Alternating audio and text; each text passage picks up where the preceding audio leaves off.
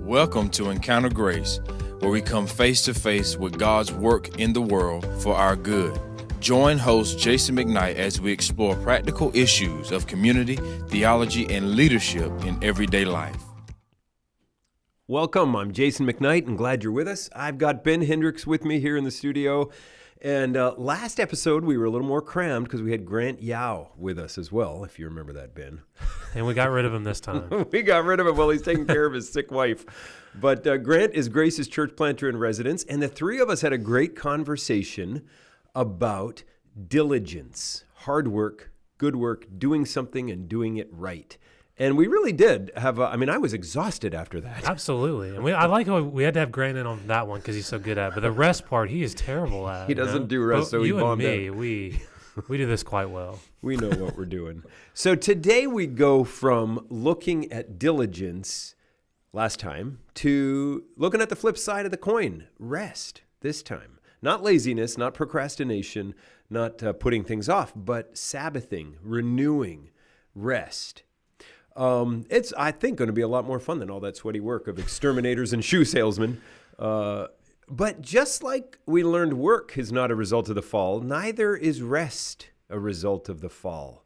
Both of these are part of God's plan for us as humans. And so I'm going to guide the conversation, but, we're just going to go back and forth and have a good little thought here about what does the world think of rest? What does Scripture think of rest? How do we as Christians lean into it? So, Ben, let me just start with this. You can, I don't know if you've ever done this. Maybe you haven't done this, but if you've ever sort of binged on like streaming, Netflix or Amazon Prime or something, and now you're 6 episodes in, 6 episodes in or something, and somehow you get up and you don't feel rested. And yet the next day you can go out and work hard mowing the lawn and doing something else and sit down for 30 minutes and you can feel like $1 million. Why do you think that is? Yeah, and I never do that. And it is so interesting how many times you can do exactly what you planned to do or wanted to do in that kind of realm on the binging on Netflix or just playing video games or just watching movies or anything like that. And at the end of it, you feel more exhausted than you did to begin with. You feel like you kind of threw away the day. And yeah, to ask why is that? And I'm not gonna be able to fully answer that, but I think a large part of it is fundamentally that we have a problem with our understanding of what rest is. That kind of even as we phrase this, and the reason why we often jump to these things is because we kind of think of rest as just at some level, it is a little bit of procrastination. It's playing around with procrastination. It's playing around with a little bit of laziness. And it's all wrapped up in the bow of getting to do what I want to do. Because I think so much of that is again, in this realm of so much of our lives is having to do the stuff we have to do. And so rest is based on me, and it's what I want to do. And so as long as we believe this lie that as long as I get to do what I want to do, it's going to be restful. And I think we'll see this in a little bit, that Scripture doesn't point to that.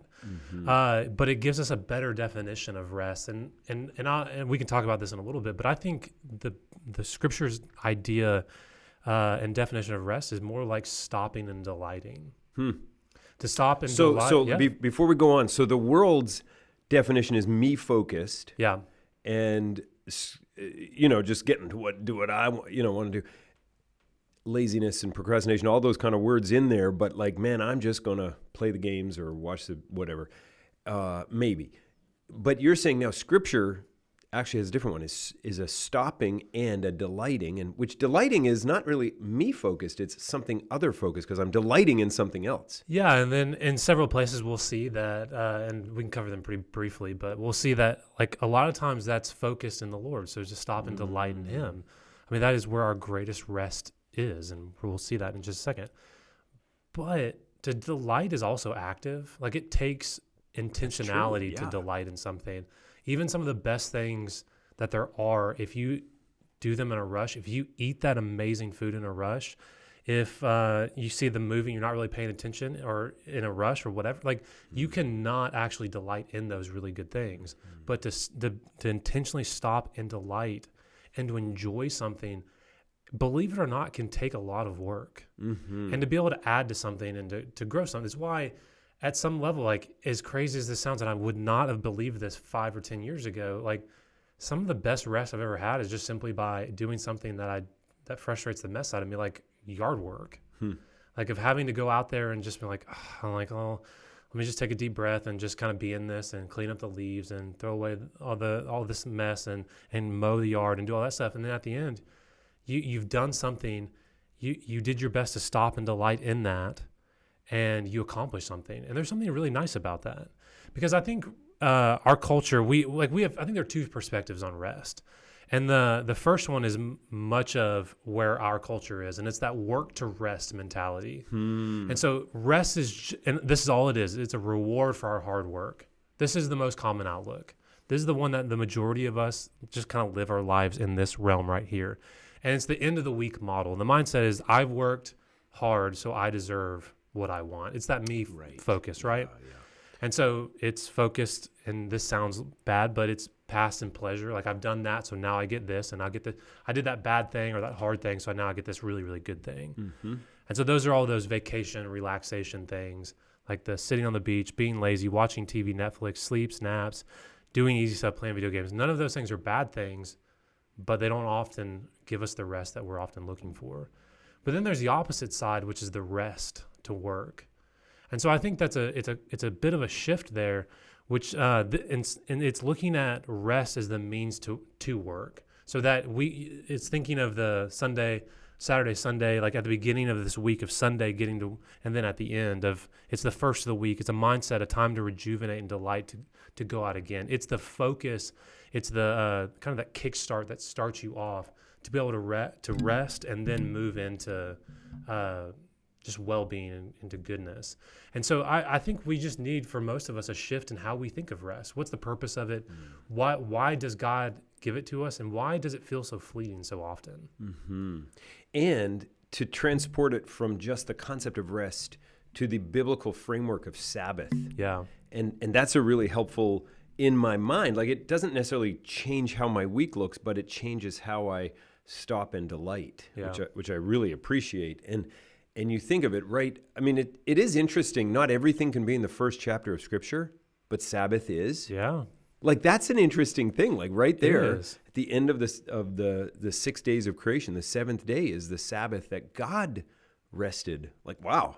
Yeah.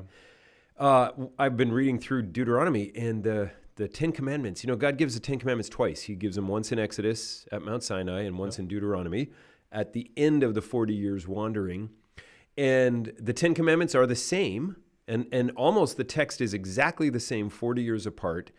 But in Exodus 20, when it says keep the Sabbath, he roots it in because in 6 days God created the earth and he rested on the seventh. So you guys, my people, you guys rest on the Sabbath, on that seventh day. And so he roots the Sabbath in the creation act and in God's character and what he's done. By modeling rest. In Deuteronomy 5, at the end of the 40 years, he says, keep the Sabbath and do no work on it, you nor your donkeys, nor your children, nor your workers, nor your slaves, because you were once enslaved in Egypt. And God brought you out with an outstretched arm and a mighty hand. And so the Sabbath command here is rooted in not creation, but redemption. Yeah. And God himself delivered them and brought them into rest. And so they need to, by faith, continue to enter into that rest. I think that's great. Just this idea of Sabbath because of creation and because of redemption. Yeah, and I think we see it in a couple other places as well, like Matthew 11:28-30, which says, come to me, all who labor and are heavy laden, and I will give you rest. And take my yoke upon you and learn from me, for I am gentle and lowly in heart, and you will find rest for your souls. For my yoke is easy and my burden is light. I mean, rest is given. I mean, it's clear from this passage that rest is given by God and through Jesus. And that's a good foundational place to where if we're looking for rest, why do we often look into so many other places other than that? Like, no, that's not just saying if you're tired, then make sure you start reading at Genesis and don't stop until you're at Revelation. Then you'll be rest filled. But what it is saying is, of all the places that we can look, why don't we at least start there? And then there's a couple other places like Exodus 33, which I think help form our understanding of what rest is. And so Exodus 32 is the golden calf. And so God gets angry and tells Moses to leave with the rest of Israel. And obviously Moses is very upset because it's not just leave to go into the promised land. It's leave to go to the promised land without God. And so Moses and the people mourn. Moses meets with God. Moses pleads. And the Lord says this. He says, my presence will go with you, and I will give you rest. Because rest is something that comes from God's presence. It's not just given to him by God. It's about his presence as well. It's about being there with God. That's why in some of the busiest, craziest times of our lives, when we're saturated in Scripture, we can still find rest. Like, I mean, just some of the more difficult moments that I'd be willing to bet you, and it's true for you as well, that just, I mean, long nights, long days, just rough times. But you were so into Scripture because it was a life and you had to be in it, or you weren't sure you were going to be able to breathe, and yet you somehow still find rest in that because the presence of the Lord just feels close. So then in Hebrews 3-4, and we see it at the beginning and the end of 3 and 4, so Hebrews 3:6, and we are his house if indeed we hold fast our confidence, our boasting, and our hope. And then in Hebrews 4:19, so that we see that they were unable to enter because of unbelief. And so it's a place that we enter in belief. Like, this is about our relationship with the Lord. I mean, so much of rest is founded in that focus right there. And so I really do believe like the foundational principle of rest is being able to delight and trust in God, to be able to focus on him and delight in those things and the promises he's made, the promises that he's fulfilled, but also just the places he's called us to and the things that he's given us. It is stopping and delighting. It is so exhausting, I think, to just go through life just by yourself, trying to do it on your own, and not delighting and stopping in anything, but always just being in the grind of whether it's work, whether it's as great as family is, but the grind of family time as well, of having to make sure everything's good, everything's set up, even vacations and all those things. Like, sometimes those great things can still feel like grinds because you're the responsible for them, and to be in it by yourself is a very tiring thing. I mean, I remember just really quickly, a couple years ago, my Janessa and I, we went on a vacation with my dad. My dad invited us to go to the beach with him. And he says, look, I've got everything taken care of. Now, Janessa and I have taken tons of trips to the beach, and for some reason, they never feel all that restful because I'm sitting there planning everything. I'm having to do everything and make sure everything's good because I want it just for her, right? But when my dad invited us there, there was something so incredibly restful about it because I didn't have to figure out all the decisions. I wasn't having to figure out every little thing, but I was able to sit there and delight in what was going on because it was taken care of for me. I think there's so much rest in just this idea that God, when we're with him, when we're in a relationship with him, when we're in community with him, we are resting under and in him for who he is as the creator and sustainer of all things. And that's why so much of rest is grounded in Genesis 1. I mean, this is the creative order, this is the way he's made things, and he didn't have to rest, but he set up a principle in that moment to do that for these days, for us today. You know, it's interesting in the world of neuroscience, in which I'm not an expert, but one of the things that they find is that our brains are wired between two poles, and we need to be in both poles to be healthy at different times. And one of them is a state of joy. And that's the word, which is a very biblical word. Yeah. And the other one is a state of quiet or rest. And if we're always in joy, we kind of lose ourselves because we've got to be able to, like, in order to be mature, we've got to be able to go from the joy to the rest. We've got to be able to return to quiet. And that's a really biblical principle. Yeah. Like, even in our lives, God says it's not enough for you to be in this energetic activity. You also have to return to rest. Yeah, we absolutely need moments of stopping and delighting, right? Again. So let's get practical just for a second. Like, what, like, the Bible talks about Sabbath, and it talks about, one day a week. What does that mean for Christians in the 21st century? Like, do we all need to take Saturday off? Do we all need to take Sunday off? How do we stop and delight, or how do we enter into a new level of biblical or godly rest? Yeah. Well, I would appreciate you also answering this as well. But what I think makes this question hard is because it's not clear cut, because there's not some simple thing of this is the right thing to do because God said do these 5 things every time you want a Sabbath, and then you'll have the best Sabbath of your life, right? But it's, at least for Janessa and myself, we've had to kind of play around with what Sabbath looks like. And it sounds great when you can have it in a whole day in which you've sanctioned off and you've set apart from everything else, and you're like, I'm going to do these 4 things, and again, it's going to be amazing. But also life does get in the way. And so with so much going on, with so much ministry, and I'm trying to get to practical here, we've had to just have moments where we set them apart intentionally, but are willing to let other life decisions bleed into them if they need to.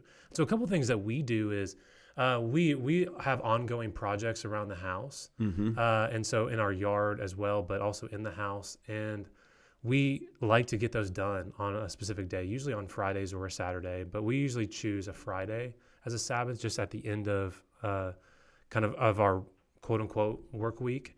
And we just set that apart to step away from the specific burdens and responsibilities that come with ministry, and to do something else with that time. Because it was what I found for us is it's not like we're trying to run away or get away from those responsibilities. We just need a breather from them because, just so much of the paralysis by analysis or just being, tired from making this. Sometimes it's nice to go, look, I'm gonna paint this wall. And it's going to be really good for my soul to just stop here and to do this task and to check this thing off. And it's actually just really restful to be able to do that and to also be able to do something with my spouse. Well, and it's not just that it's restful, because you're probably you might even get a little frustrated sometimes painting the wall if you, but the pace and the trust, like you're changing the pace of your life. Like I think what Sabbath is, God's call to us to change what we do at least one day in 7, is that work will not define us. As much as diligence is important, last episode, but work is not going to define us, and we're not slaves to what it takes to allow our family to live. And so I think that's the release valve in this principle of biblical Sabbath, or in this principle of Christian rest. And so I don't think it matters when you take it. When you do it, when you stop and delight. For some people, it's going to be Tuesday because that's how it works. For other people, it's going to be Sunday because that's how, they work Monday to Friday and whatever. But I just think you're carving out a healthy amount of time where you're not defined by your work and you're not presumed upon by your work, but you're just a person before the Lord and your family and friends. Yeah. And I think that's an important distinction, so that you can stop and delight in what God's called you to and who He's made you and who He's given you. Yeah. And not just that, wow, I can support our family for another month. Or even the worse is the workaholic who's avoiding his family because he's got this dream of making his first million by he's 29 or whatever, whatever it is. But it's to limit workaholism and to allow us to be humans, because ultimately too much work is dehumanizing. Yeah. And diligence is good, and no work is dehumanizing, and too much work is dehumanizing. So diligence plus rest is why we're doing these two back to back. So it was a trick question. Should we only Sabbath on Saturday or Sunday or whatever? But the other thing I think with the Jewish, that was their culture. I can't imagine they took Sabbath in Egypt. I don't imagine, unless Pharaoh had there was a grandfather clause that Joseph said, you're gonna, the next 400 years they did it. I mean, they just whipped their backs and they got up 7 days a week, I'm sure. Yeah. But somehow they got the Romans to allow them to keep their little Sabbath in the first century. It seemed that way because the Pharisees were always hiding in the grain fields looking at Jesus when he was eating on Sabbath and stuff. So somehow, but again, it was cultural. So when the culture adheres to this, it's a wonderful thing. But if not, and increasingly our culture is not adhering to a Judeo-Christian outlook, we still fight for the way to not define ourselves by our work and the demands placed on us externally, but by the stopping and delighting ratio of 1 in 7 somehow kind of thing. Yeah. It does feel like our culture has started, and it probably has for a long time, but started to shift a bit of pushing more and more work. but also in the last couple of years, almost shifting the other way of like this working from home mentality where just so many people who I know who have jobs where they can work remotely or from anywhere that they really want to. And it's just like, it's an interesting thing. Yeah. And I wonder how, as people, like just as you were saying, where you don't want to be defined by your work, but you can be defined by the lack of it too. And so like, what do you think for people like this? Like, what does Sabbath look like? Even in that situation? I mean, you mean for people like working from home? Yeah. I think honestly, it's a hard thing once the BlackBerry came out and everyone's email was already in their house. Like everything's blurred. You don't have that commute home to decompress. For folks who work in the knowledge economy. Yeah. I mean, if you go somewhere because you have to be somewhere to work in a factory or in a dentist shop or whatever, okay, that's one thing. But if you're always on call and your manager can just email you at any time, that's a bad thing. It's just a hard thing. I don't mean it's a bad morally. I just mean it's a toll on you, and you have to figure out how best to navigate that so that you don't become consumed by it. Now with work from home and COVID, it's become even more, oh my goodness, there's no separation from work because, and they're talking about this, people like the sleep experts are saying never put your desk in your bedroom because now your office is also your bedroom, and that's why you're having insomnia, because you haven't had a chance to unwind. Yeah. And I'm not saying don't do it. I'm just saying that's what the sleep expert in the article I read last week.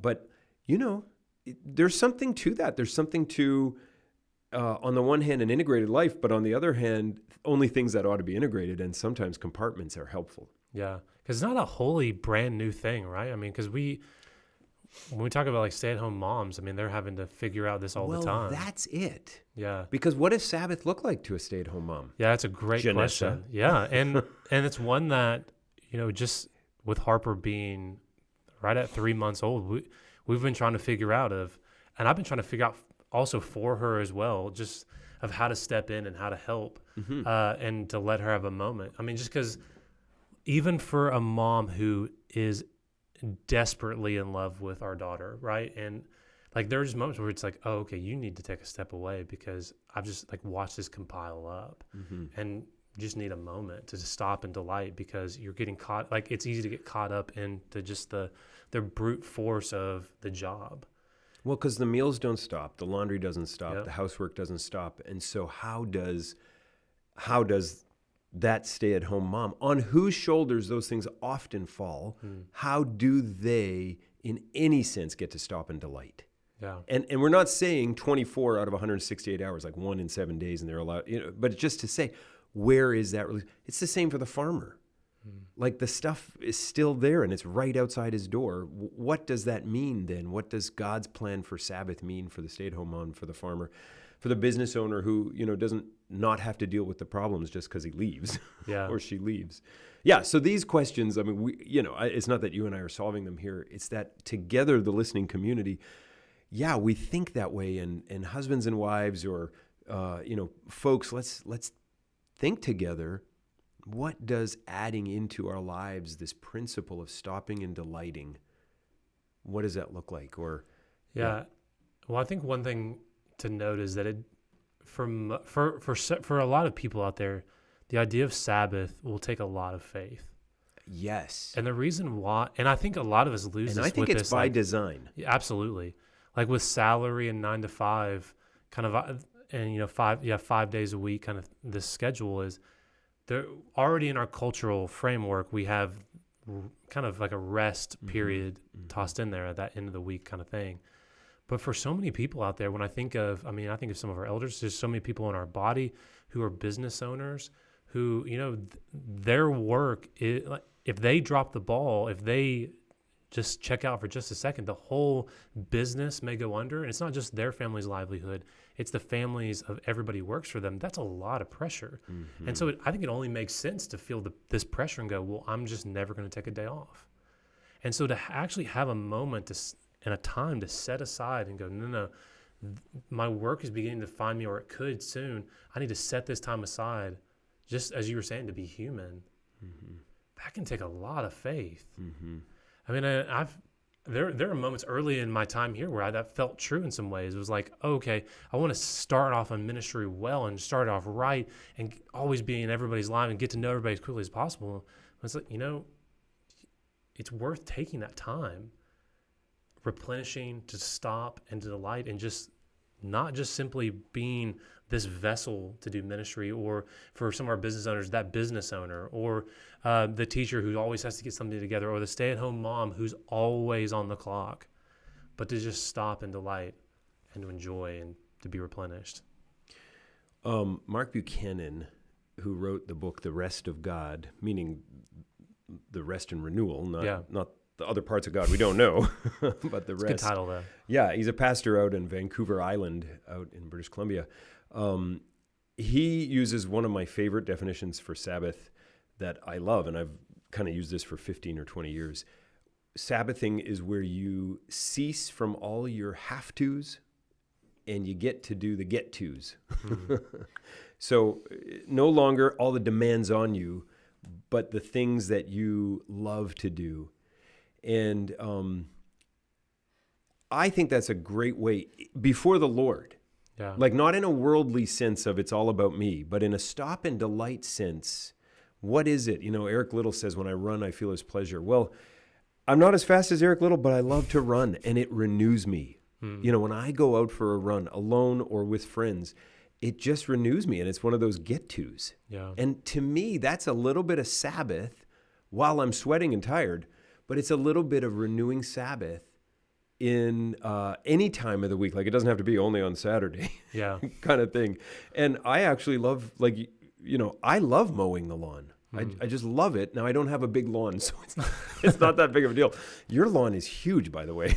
Yeah, I like it a lot more when we got a riding lawnmower.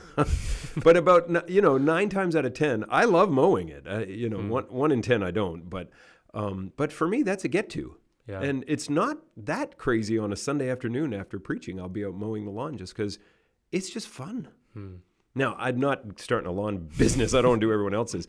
But there's just something about it, and then you see it done. But it's one of those things that it's like, oh, that's good, that's done, and I enjoy that, and it's not hard. I think I like mowing because it doesn't talk back, and there's no problems. You just keep moving. But anyway, I think that's a really helpful way to just distinguish that, because for anyone listening, I mean, that's something that you can easily write each one of those on separate sides of a sheet of paper. And what are the things you have to do? Mm-hmm. And that list is probably going to be really long, and it'll be easy to come up with, because these are the things that you have to schedule out and you make plans for all the time. I mean, that's the work, that's getting kids to school, it's getting them to events, that's cooking, that's all that stuff, right? That's the stuff you have to, or maybe life just doesn't keep moving. But what are the stuff that you get to do? What are those fun things that you want to do? Those are the fun ones where, I mean, just as you were saying, like the get-to-dos that bring you life. Because for some of us, that list may be long, but the ones that we're actually doing might be really short. Mm-hmm. And maybe, just maybe, we can kind of cross off or remove a couple in that left category of the things we have to do, just to make space for one or two of the get-to-dos. And maybe if you are a child with parents home, or parents with kids, or husband and wife, husband, or boyfriend, girlfriend, or just buddies, you can take a look at your friend's get-to list and say, how can I help them do that? So the stay-at-home mom, well, maybe I'm cooking dinner 2 nights a week, which would be terrible for my family, but maybe I'm doing that so that Susan can go for a run, which actually wouldn't renew her at all. Yeah. But anyway, we'll figure that one out. That kind of stuff. Well, ceasing from the have-tos and doing the get-tos. That's one way to define Sabbath and rest. Stopping and delighting. I like that. I think that's another great way to define or lean into. Anytime you can just stop what you have to do and delight in what God has. And to remember, I do, like Ben, you said, Matthew 11, Jesus saying, come to me and I will give you rest. It's not a formula. It's not a recipe. It's a person. And rest comes to us. I hope this is helpful for folks as we think of diligence, and we do want to be honoring to the Lord, but then we also want to be diligent in resting. Yeah. Honoring to the Lord that way. Is there anything else you want to make sure we don't miss on this parade through resting? I think you just hit it, that diligence often gets the spotlight. It's the thing you really want to be known for and good at. But God cares about your rest just as much, if not more, than your diligence. I mean, he rested when he didn't have to set up a foundation for us to rest, right? He cares about it. He wants that for you. We need to join in him, even when it does take faith, even when it does mean having to put all those things that we probably do need to do, because it's better for us to do one or two things to get to do that we want to. Yeah. What would it look like if we kind of took that step of faith, whatever jobs we have, to go do a get to? I think we should. Yeah. Great. Well, thank you, Ben, for engaging this with me. This has been a lot of fun. And thank you guys for listening and for being part of this. We'll see you back here the next time we come. This is a ministry of Grace Fellowship Church in Kinston, North Carolina. Visit gracekinston.org or follow us on Facebook and Instagram.